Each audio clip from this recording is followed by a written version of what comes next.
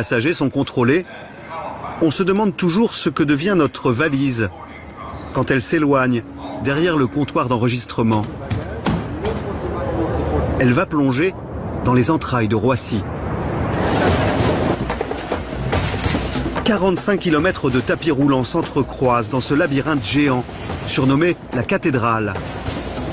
Ici, le tri est entièrement automatisé. Chaque bagage est identifié par un code barre qui peut être lu dans n'importe quelle position par ses faisceaux laser. Cela permet de l'aiguiller vers le bon avion. Cette valise ira à New York, cette autre à Kuala Lumpur.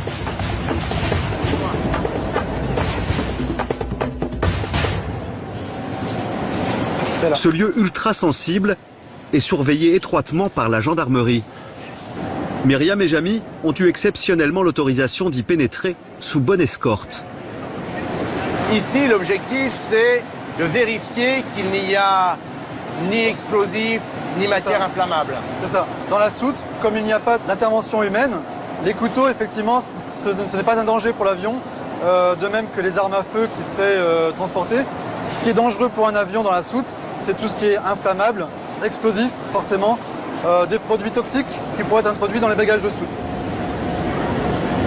Ce que l'on redoute le plus, c'est l'attentat à la bombe, comme celui de Lockerbie en décembre 1988.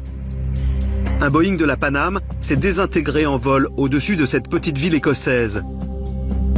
Une bombe avait été placée à l'intérieur de l'appareil. L'attentat, qui a tué 270 personnes, a été attribué à la Libye. Plus récemment, en octobre 2015, un avion russe parti d'Égypte s'est disloqué en vol au-dessus du Sinaï avec 217 passagers. Là encore, sans doute une bombe à bord. Attentat revendiqué par Daesh.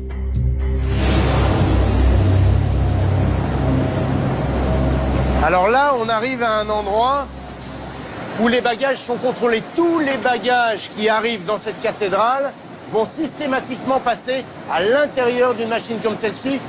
Grosso modo, c'est le même principe que l'appareil dans lequel on a fait passer nos bagages à main tout à l'heure. Ah, bagages rejetés. C'est ça. Ça veut dire quoi, bagages rejetés? Le bagage rejeté, c'est que la machine a détecté une menace potentielle ou n'est pas en mesure de regarder à 100% ce qu'il y a dans le bagage. Mais du coup, quand le bagage ressort, encore bagage rejeté? C'est courant que le bagage soit rejeté? C'est fréquent, mais c'est pas forcément qu'il y a un danger. Quand je vous ai parlé Il y a un doute en fait. Il y a un doute en fait, et on a besoin d'aller lever le doute. Ce bagage a été rejeté par la machine.